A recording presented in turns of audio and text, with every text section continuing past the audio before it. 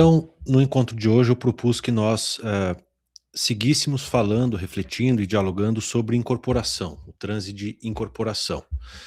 No último encontro, o nosso tema a esse respeito foi sobre os modelos explicativos, os modelos que se propõem a explicar, compreender, conceber a incorporação. Ah, E eu propus uma forma mais complexa e, julgo eu, mais realista, né, do transe da incorporação. Recebi muitas mensagens, né, tanto públicas nas páginas quanto em privado, e para mim a satisfação, e realmente é uma satisfação genuína, não porque a concordância é melhor do que a discordância, porque a discordância tem o seu valor e o seu espaço, mas a concordância com uma certa descrença naquele modelo mecanicista de posse do médium pela entidade é algo que me foi muito gratificante por uma questão até pessoal, né? Quer dizer, não sou apenas eu que não estou passando por esse tipo de procedimento descrito daquela maneira, não sou só eu que não acredito que aquelas interações energéticas esgotem o fenômeno mediúnico e, portanto, eu me sinto menos solitário dessa maneira. Então, é interessante observarmos que muitos de nós, praticantes de Umbanda, em vários graus diferentes da, da trajetória iniciática de cada um, temos algum pé atrás, temos algumas dúvidas, temos alguns desconfortos cognitivos com aquela explicação usual sobre a incorporação. E eu acho que isso é encorajador para todos nós, no sentido de permitir que nós fiquemos mais à vontade ao falar as nossas dúvidas, ao desabafar as nossas inquietações teóricas a respeito desse assunto, que é um assunto bastante sutil, bastante difícil de capturar em conceitos teóricos, né? Porque é um estado de consciência bastante variável, bastante instável portanto, cristalizar esse fenômeno em conceitos é realmente uma tarefa já desafiadora por si, né? Então, até agora não recebi ninguém argumentando ou defendendo o modelo que eu chamei de clássico, né? Então, ainda não aconteceu nenhuma dialética argumentativa no sentido de alguém ter desafiado aquele novo modelo que a gente discutiu no último encontro. Mas hoje eu queria abordar o mesmo tema, incorporação, mas desde uma outra perspectiva, desde um outro recorte, que é o recorte das consequências psicológicas decorrentes da forma como as incorporações são concebidas e vivenciadas na prática majoritária dos terreiros, né? Qual que é o impacto psicológico? Qual é a eficácia psicológica? Qual é a resultante psicológica da forma como nós, usualmente e majoritariamente, nos relacionamos com a incorporação, tanto do ponto de vista teórico, da sua concepção, quanto do ponto de vista prático da sua vivência, né? Então, o tema que eu propus para o encontro de hoje, dentro ainda do tema incorporação, é este, né? Então, eu destaquei 3 consequências que, a meu ver, são as mais notáveis para mim, né? As que mais me chamam a atenção. Com certeza existem muitas outras, e espero que na interlocução de vocês surjam outras dessas consequências. Mas vamos a uma primeira e bastante notória, assim, bastante recorrente, né? Que vocês vão notar que eu vou focar nas consequências psicológicas problemáticas ou negativas. É claro que existem outras tantas positivas, mas como nós estamos nos propondo a repensar, né, pensar de forma crítica, de forma mais complexa, mais rica e mais voltada a corrigir certos excessos ou certas insuficiências, eu vou focar a minha apresentação em 3 consequências psicológicas que eu julgo negativas, decorrente daquele modelo clássico de compreensão e das expectativas práticas de como a incorporação é vivenciada na maior parte dos terreiros de uma forma bastante geral. O primeiro deles é o estímulo à vaidade, né? Práticas espirituais genuínas sempre têm por objetivo, não um objetivo único, mas dentre os seus objetivos sempre está que os seus praticantes gradativamente vão deixando de estar tão sujeitos, tão submissos às ilusões e às pressões egocentradas, né? Não existe religião, não existe vivência espiritual que não tenha, pelo menos a partir de um certo ponto, a preocupação de deixar os seus praticantes menos enganados pelas pressões do ego, né? Todas elas visam, têm por objetivo não a extirpação, a neutralização total, a extinção do ego, mas a sua harmonização, a sua purificação, né? Apesar disso, nós vemos em muitos terreiros que médium bom é aquele que tem entidades, entre aspas, fortes, né? Poderosas, portentosas, né? E outros delírios de grandeza desse tipo, né? Primeiro que eu nunca vi entidade mesmo, né? Entidade fraca. Todas elas são fortes, muito mais fortes do que todos nós aqui por baixo. Então, querer desempatar no nível das entidades qual é mais forte que a outra é de uma infantilidade, de uma puerilidade tão ridícula que é constrangedor falar sobre isso num encontro sério, né, teórico, que tem por objetivo compreender melhor um determinado fenômeno. É realmente constrangedor ter que dizer que aquela ambição, aquela expectativa de você ter uma entidade de tal ou qual grau, se é protetor, se é guia, se é orixá menor, se não sei o que, se foi Pitágoras, se foi Jesus Cristo, se foi Buda, se foi não sei quem, né? Tudo isso é inconfundivelmente um traço psicopatológico egocentrado. É um desequilíbrio do ego, né? Vejam, tanto isso é verdade que as próprias entidades não se levam tão a sério, né, a ponto de se deixarem chamar por apelidos. Alguns apelidos ostensivamente nada lisonjeiros, né, como, sei lá, Exu do Lodo, ou qualquer outro, né? Às vezes até o próprio epíteto, o próprio apelido, o próprio nome de guerra da entidade não é algo assim, sei lá, alguém poderia dizer, veja, caboclo águia branca, que nome forte, que nome sonoro. Pois é, mas tem caboclo arranca-toco, né? Tem, sei lá, caboclo folha seca, né? Nem verde a folha não tá, né? Então, as próprias entidades se deixam chamar e fazem questão de se chamar, e se chamam a si mesmas, se autobatizam com nomes, muitas vezes, pouco dados à vaidade, pouco dados a delírios de grandes hierarquias galácticas e condutores de raças, essas ou aquelas, e aqueles delírios teosóficos, ocultistas e coisas do tipo, né? Então, todo esse caldo psicopatológico, egocentrado e de influências de movimentos pseudo-espiritualistas, também eles bastante megalomaníacos, essas duas coisas fazem, em geral, com que um grande número de médiums entre nos terreiros e comece a absorver essa dupla influência e comece a ter por finalidade da sua prática espiritual incorporar bem. Incorporar bem uma entidade poderosa. Para quê? Para impressionar o pai de santo, para impressionar os irmãos e irmãs de santo, né?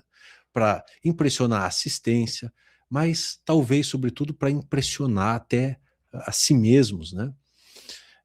Para mim, isso é claramente uma necessidade psicológica fundada em complexos, né? Ou de superioridade ou de inferioridade. No caso do complexo de inferioridade, a pessoa usa dos seus supostos contatos mediúnicos para se compensar de uma má imagem que ele mesmo faz de si, né? Então, isso nós precisamos cuidar enormemente, né? Principalmente nós que estamos na condução de terreiro, na condução da vida espiritual de pessoas que muitas vezes nos chegam já com essa influência muito estabelecida nas suas mentes e corações, né? De eles querem a todo custo uma entidade muito poderosa, com nome muito sonoro, com um sinal cheio de coisas, né? E que esse sinal imenso vá na túnica e tantas outras coisas que são literalmente anti-espirituais porque são egocentradas, né? Então, essa é a primeira consequência psicológica negativa, problemática, tensional, de uma má compreensão e de uma má orientação do chamado desenvolvimento mediúnico, né? Um segundo fator tem a ver com uma exagerada suscetibilidade psicológica, né? Eu já vou me explicar melhor. Práticas espirituais genuínas têm por objetivo que os seus praticantes tenham uma estrutura psicológica, psicoanímica, né?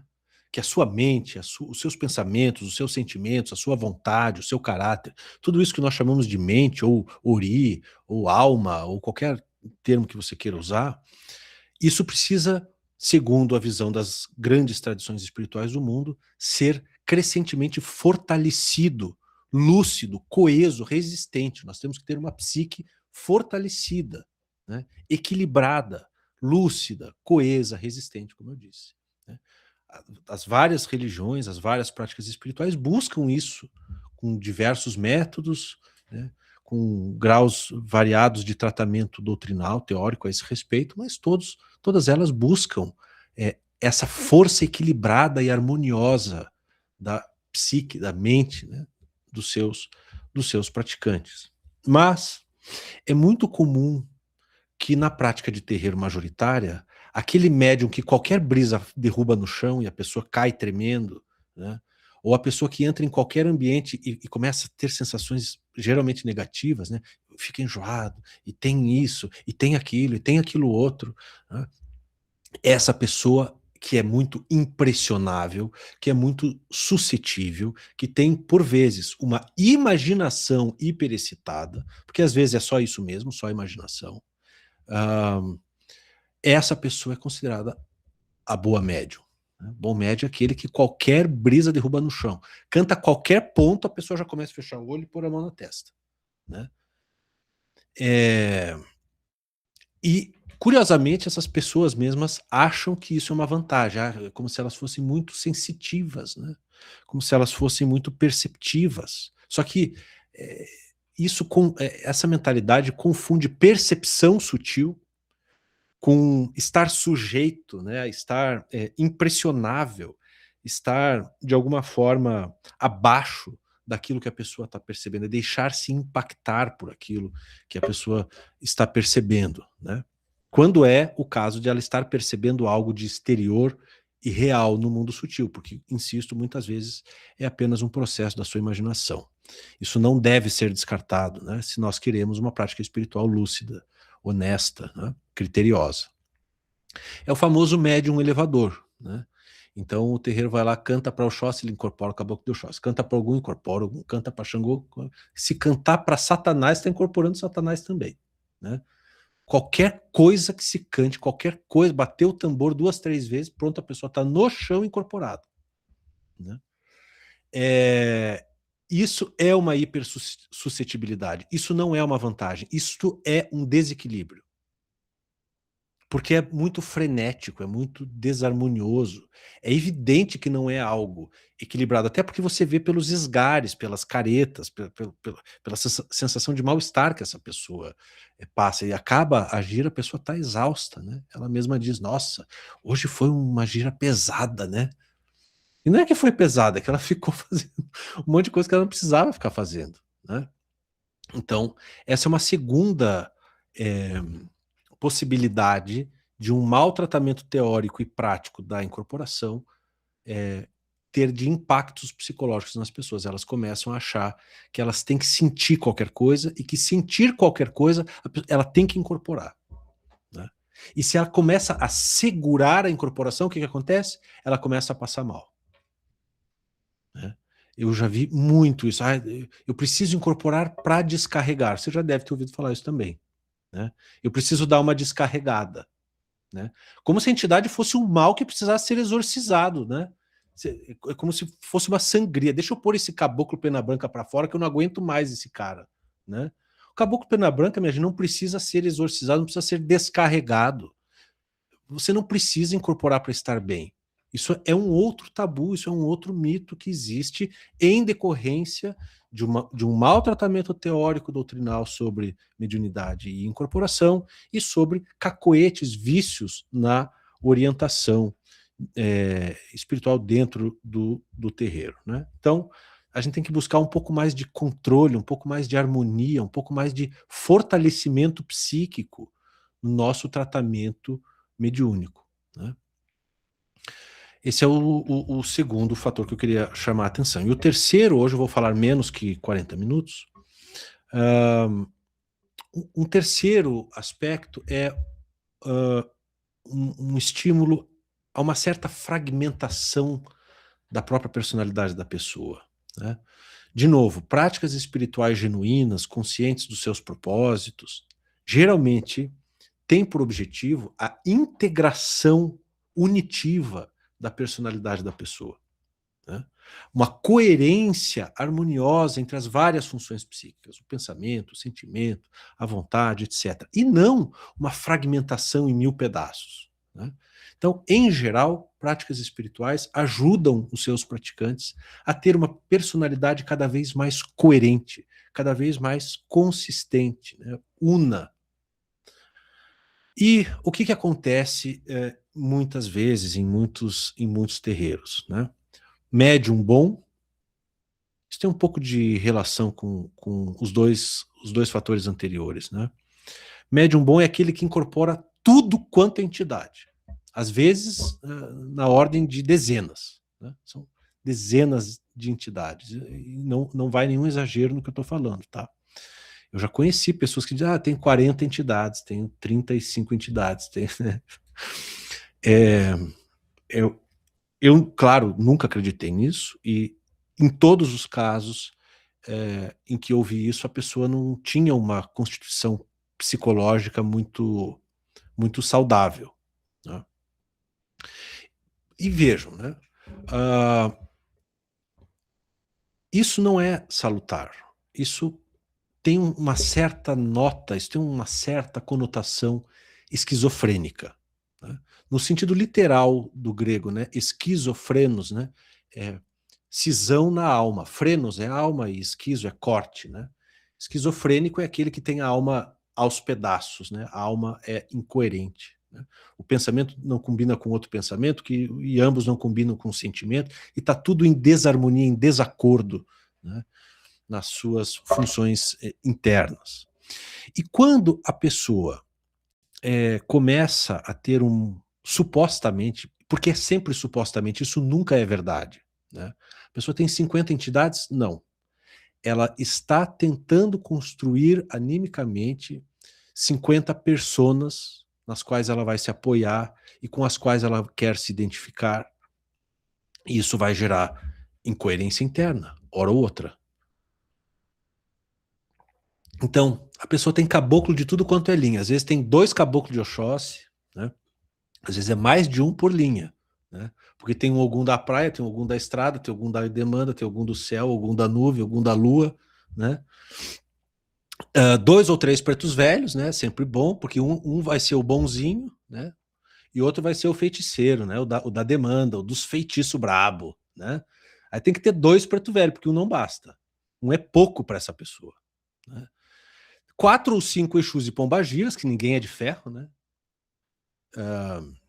Uma criança, nunca vi uma pessoa com 2 crianças, porque é compreensível, né? A criança é meio sem graça, né? Não capitaliza para a pessoa. Então, eu nunca vi pessoa que tem 3 crianças, né? Eu tenho o Joãozinho da praia, ou não sei o que da Angola. Aí, não, criança é sempre uma só, às vezes nenhuma, inclusive, né? Deixa as crianças para lá. Daí tem um baiano, tem um boiadeiro, um marinheiro, tem um cigano, às vezes 2 ciganos, malandro agora, já ouvi falar de malandro. A lista não tem fim e começam a criar mais e mais linhas, né? Linhas de entidades. Então, vai ter que ter mendigo, já ouvi falar da linha dos mendigos, vai ter que ter bruxa, a linha das bruxas, né? e as pessoas ficam lá, as mulheres deixando a unha crescer, pintam a unha de preto, e fica se sentindo a bruxa, né? E aí você vai ver, a pessoa tem qualquer coisa que o Pai de Santo cante, ela vai incorporar. Você veja como tem relação com o que eu falei da suscetibilidade, da fraqueza de personalidade, que foi o fator anterior, né? Só que essas entidades todas, e são muitas, a pessoa, ela tem alguma afinidade, ela quer construir alguma afinidade estética, imagética, ela quer se identificar com aquilo. Só que ela não consegue ser tudo aquilo ao mesmo tempo. Então, ela vai se tornar uma pessoa dividida, né? Gente, para que tanta entidade? Primeira pergunta.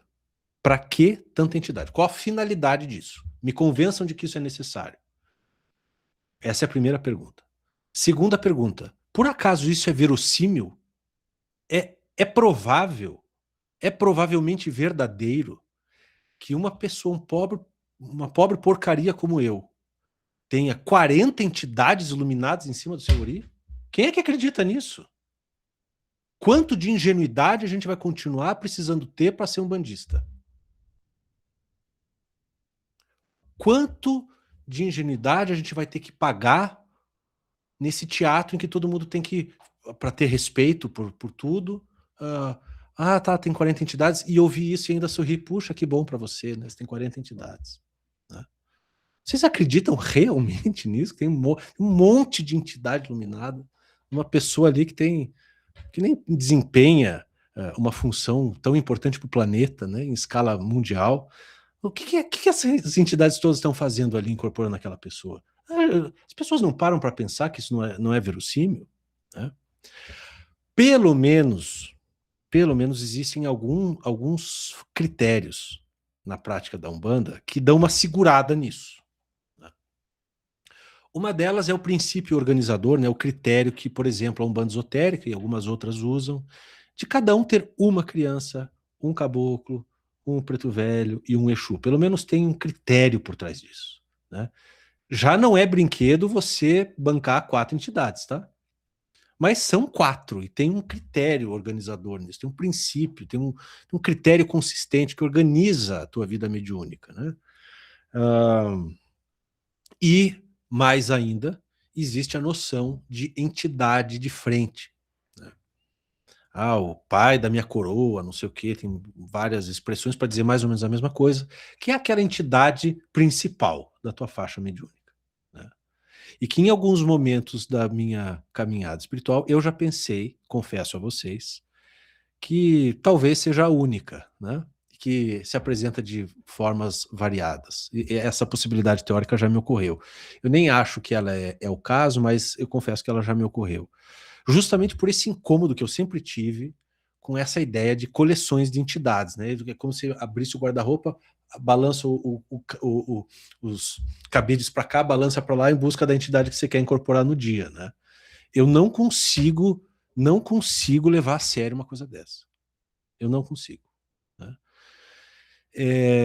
Então a entidade de frente pelo menos dá uma segurada nisso, né? Fala assim, bom, apesar desse caos psíquico, né? Apesar dessa divisão esquizofrênica da personalidade, daqueles que querem ter 50 mil entidades, pelo menos ela sabe que tem uma que é principal. Né? E essa entidade principal que então faça cumpra aquele propósito que eu falei há pouco, né, das práticas espirituais, de entregarem métodos de uma integração unitiva da personalidade da pessoa. Então, por exemplo, eu tenho lá 7 pedreiras de caboclo, tenho o Pai Benedito das almas de preto velho, tenho o seu Uri de criança, tenho lá o seu meia-noite. Né? As 4 entidades levantadas, confirmadas, tal. Muito bem. Mas a entidade de frente é o Caboclo Sete Pedreiras, é ele, e com ele que a minha relação deve ser a mais profícua, a mais espiritualmente interessante aos propósitos de uma vida espiritual, e as outras entidades, se não são variações dele, como eu já cogitei antes, são entidades auxiliares. Né? Não que elas sejam menos importantes em si mesmas, elas são menos com elas eu tenho menos afinidade de temperamento, de caráter, etc. Então, para mim, a minha ligação, quanto mais parecido eu for com o Caboclo Sete Pedreiras, tanto melhor para os propósitos espirituais. Isso vai me unificar por dentro, isso vai me colocar em contato com aquilo que eu, de fato, estou nesse momento, nessa vida, ou num determinado ciclo de vidas em que eu esteja, de algum modo, relacionado espiritualmente com ele, né? Então, nós precisamos pensar a incorporação como um fator de integração da personalidade, o culto aos nossos ancestrais e a aproximação mediúnica, imaginativa, moral, etc, etc, etc, com eles, tem de ser uma aproximação que nos cause benefícios no sentido de promover coesão, integração e união das partes que compõem a nossa personalidade, tá? Não nego a possibilidade, e já estou encerrando, de aparecerem outras entidades além dessas 4. Isso pode acontecer, mas é algo muito pontual. Não é algo que deva encher as nossas listas de entidades que carregamos, né? Então, por hoje era isso que eu queria expor a vocês, e fico à disposição para quem quiser fazer uso da palavra. Podem usar a ferramenta de levantar a mão para a gente ter uma fila ali, um respeito à ordem daqueles que pedem a palavra.